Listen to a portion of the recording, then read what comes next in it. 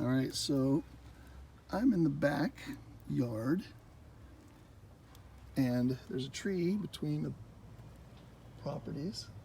We have some really big redwoods that I cannot see to the top of, but they're growing out of this big, I want to call it clear cut, on an old one that was cut, and they regenerated several more, I don't know how many hundreds of years ago, but maybe even 1,000 years ago from the looks of them. But this tree wasn't cut that long ago, so that's weird. They kept growing. Anyways, to the interesting part. So here, what kind of tree is this?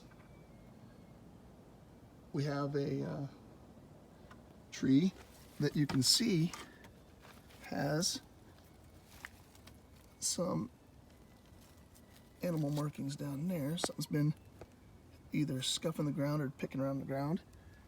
Again, over here at the base. And then you've got some downed areas over there. But with the spider web up top, I don't know that it's been used anytime recently, unless whatever's laying there has been laying low. Now here's the interesting part to me. Now, is this what bear do? Well, if that's what bear do, I'm gonna back off. If that's what bear do, then I'm expecting to see claw marks.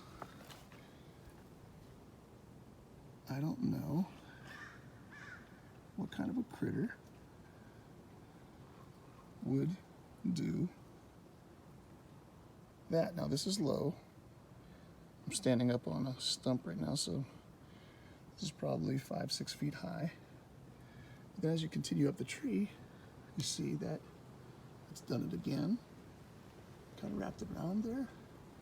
Some more up even higher.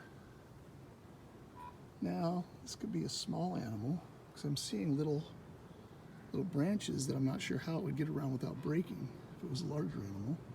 But look at that, you can see the pieces that whatever the animal is has ripped off of this tree.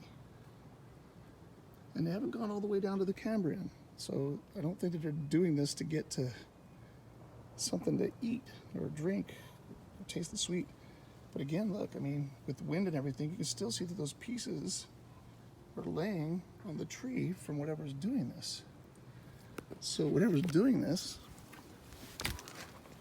has been doing it recently. Or else those pieces, especially these ones right here, in front of my eyes, have been blown off. Look at that one blowing right now. There's a little breeze. See how it's floating? A strong wind would knock that piece off. So what is doing that to this tree? I'm going to be investigating. Now, at the same time, one last thing. She's got these ferns. Well, that fern right there, she said, and this wasn't here before, that fern was laid flat. Just flat to the ground by something laying in it. Now, it's not a huge fern. If I laid on it, I could flatten most of it out. A bear lays on it, it definitely flatten it out. But it flattened the whole thing out right next to this other tree. And there were some berry bushes over here, so it would have cover if it came in low. And looking here at the ground, again, I don't see like a recent game trail because this has been up now for a while, so that could have happened a while ago. But over here, something's been in here recently, here and here. And this tree bark ripping, again, with looking real closely, there are no claw marks. The closest thing to a claw mark I see is right here. Right there, and that's not a claw mark. That's, I mean, I might be able to do this with my fingernails. Let me see, let's do a little test here. Fingernail scratch. Yep, see what I'm doing to the bark? I'm pulling it up a little bit. And yeah, I could do that with my fingernail. But I don't know. Could it be claws? Could that be claws? I just don't know. I mean, if it was claws, the tree I saw that had claw marks in it, claw marks went deep. And I just don't see anything going deep. Now, again, I do see kind of a sharp top point to these, but how would the bear get through these little branches without snapping them off? It looks like maybe that branch, okay, there's an answer. That branch was snapped off.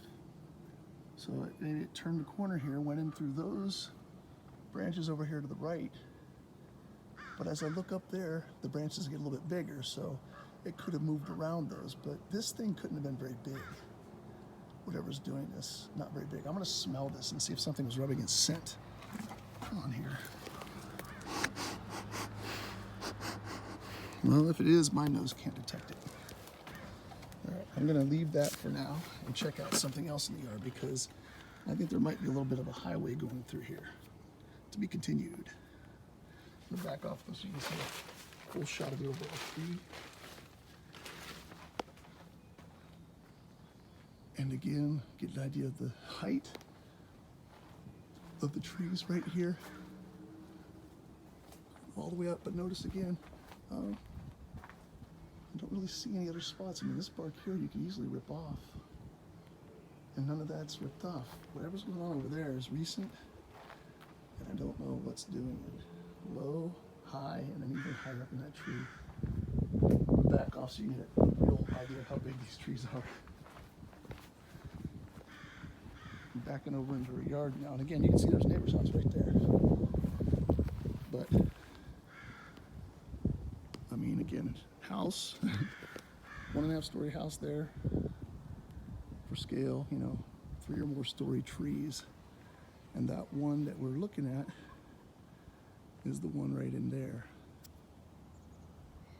that has this marking on it. Now, it'd be interesting if I could see all the way up into here and see if it's going from this tree over or this tree over. But let's leave that for now.